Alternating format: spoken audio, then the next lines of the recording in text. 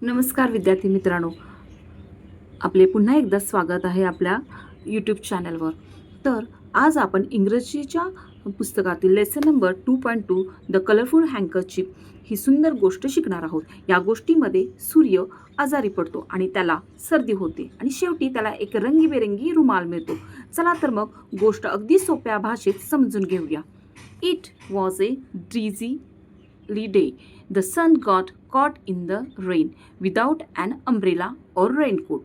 मुलांनो, ड्रिझली डे म्हणजे हलका हलका पाऊस पडत होता. आकाशात ढग आले होते आणि रिमझिम पाऊस सुरू होता.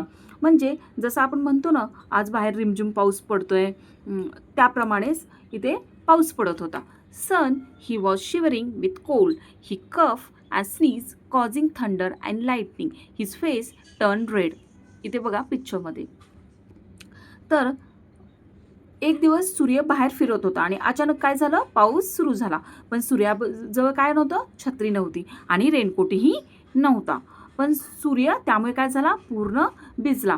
म्हणजे बघा, आपण कधीतरी बाहेर जातो आणि आपल्याला वाटत नसतं की पाऊस येणार आहे ना, अचानक पाऊस येतो. तर आपलंही तसंच होतं ना, आपण पूर्णपणे भिजून जातो ना. आपल्याकडे छत्री असते ना रेनकोट असतो, मग पूर्णपणे भिजून जातो. आणि मग त्याच्यानंतर काय होतं, तुम्हाला तर माहिती आहे आपल्याला काय होते, सर्दी होते, खोकला होतो भिजल्यामुळे. तर मग भिजल्यामुळे काय झालेलं होतं सूर्याला, त्याचप्रमाणे सूर्याला काय झालं, भिजल्यामुळे खूप थंडी वाजू लागली आणि त्याचे शरीर थरथर कापू लागले व सूर्याला काय झाला, खोकला झाला, शिंक आली.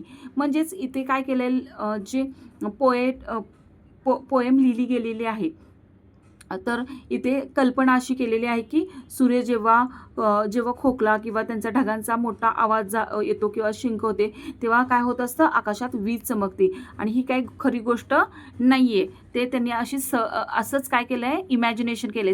म्हणजे इमॅजिनेशन केलं आहे, अशी एक कल्पना केली की जेव्हा सूर्य भिजतो आणि त्याला शिंक येते किंवा खोकला येतो आणि त्याच वेळी जर वीज चमकत असते, तर ते असं म्हटलं आपण म्हणूया की सूर्य त्यावेळी शिंकत असतो किंवा त्याला खोकला आलेला असतो.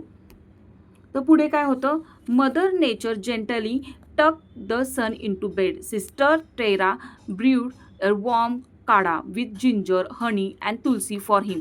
दिस soothe is aching throat. Mother nature म्हणजे काय, आपली निसर्गमाता, धरणी माता. निसर्गमातेने, नेचरने काय केलं, सूर्याला आराम करण्यासाठी बिछाण्यावर, हे बघा इथे झोपवलेलं आहे, सूर्यदादा इथं झोपलेला आहे. आणि आजारी असताना आपण काय घेतो, आपण स्वतः पण कसं करतो, विश्रांती घेतो, अजिबात उठत नाही. आपल्याला सतत काय लागत असते, आपली आई जवळ लागत असते, बरोबर. त्याचप्रमाणे मग सूर्य पण काय घेतलंय, मदर आई म्हणजे मदर नेचर म्हणजे नेचरने, निसर्गमातेने काय केलं, सूर्याला इथे झोपायला सांगितलेलं आहे, झोपवलेलं आहे. आणि सिस्टर टेरा म्हणजे पृथ्वी, तिने काय केलंय, सूर्यासाठी गरम काढा बनवलेला आहे. काढ्यामध्ये काय होतं, जिंजर, आले, हनी, मध आणि तुलसी. आता मुलांनो, तुम्हाला तर माहिती आहे, जेव्हा तुम्ही पण आजारी पडता तर तुमची आई सुद्धा काय करते, तुम्हाला अशा प्रकारचे काढे करून प्यायला देत असते. तुमची इच्छा नसतानाही ते तुम्हाला प्यावे लागतात, बरोबर आहे ना, कारण की तुमच्या घशाला आराम मिळण्यासाठी. पुढे काय होतं, after a good rest the sun felt better. Sister Terra handle him a colourful handkerchief. आणि मग सूर्य काय होतो, इथे शांतपणे झोपलेला असतो आणि जेव्हा त्याला रेस्ट घेतल्यानंतर, थोडी विश्रांती घेतल्यानंतर बरे वाटते, तेव्हा ती जी सिस्टर असते, सिस्टर टेरा काय करते, सुंदर असा एक रंगीबेरंगी रुमाल देते. हा रुमाल म्हणजेच काय, इथे इमॅजिनेशन केलंय. चला तर मग पाहूया पुढे. आता या पिक्चरमध्ये पहा, कलरफुल काय दिसतोय, हा बँड दिसतोय. तो बँड म्हणजेच काय, ते पण पाहायचं आहे आपल्याला. पण कलरफुल म्हणजे काय, तर म्हणजे खूप सारे कलर्स असतात त्याच्यामध्ये. तर त्या रुमालामध्ये खूप सारे कलर्स आहेत, असे इथे कवीला म्हणजे कवीला इथे सांगायचं आहे. तर the sun ran out with his colourful handkerchief painting a beautiful rainbow across the sky. The little girl gaze out of the window at the rainbow. तर मुलांनो, आता सूर्य पूर्णपणे बरा झालेला आहे आणि तो आनंदाने काय झालाय, बाहेर पडला आणि त्याच्या हातात एक सुंदर रंगीबेरंगी रुमाल आहे. आणि तो रुमाल म्हणजेच काय आहे, आकाशातील एक सुंदर इंद्रधनुष्य, की इंद्रधनुष्य ज्याच्यामध्ये 7 रंग आहेत, वेगवेगळ्या प्रकारचे 7 रंग आहेत. तर कोणकोणते असतात ते 7 रंग, तुम्ही मला हे कमेंट बॉक्समध्ये कमेंट करूनही सांगू शकता. प्रत्येकाने इंद्रधनुष्य तर पाहिलेलेच असते. द लिटिल गेज आउट म्हणजे काय करते, एक छोटी मुलगी खिडकीतून डोकावून पाहते की सुंदर इंद्रधनुष्य दिसतंय आणि तिला ते पाहून खूप आनंद होतोय. आनंदाने ती खूप खुश झालेली आहे ते पाहून. She wonder why is the sun wearing a colourful handkerchief today. Her face lit up with joy. She was happy to see the sun shining and cheerful again. आणि ती जी मुलगी आहे सूर्य पाहून पुन्हा चमकू लागला आणि तो आनंदी दिसत आहे आणि हे पाहून त्या मुलीलाही खूप आनंद झाला आहे. तिच्या चेहऱ्यावरही हसू येत आहे.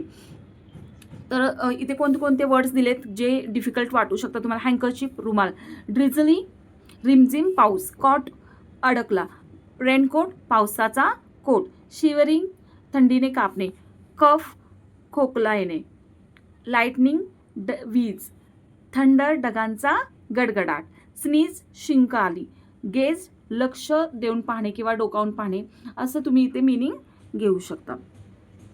तर इथे तुम्हाला एक गोष्ट लक्षात आली का की ही सर्व पोएम जी आहे ती कल्पना केलेली आहे की सूर्य एक दिवस आजारी पडतो आणि त्याची निसर्ग माता किंवा धरणी माता त्याला छान असं बरे करतात आणि त्याला एक गिफ्ट म्हणून कलरफुल हँकरचिप देतात. तो गिफ्ट दिलेला कलरचिप हँकरचिप म्हणजेच काय असतो, रेनबो असतो.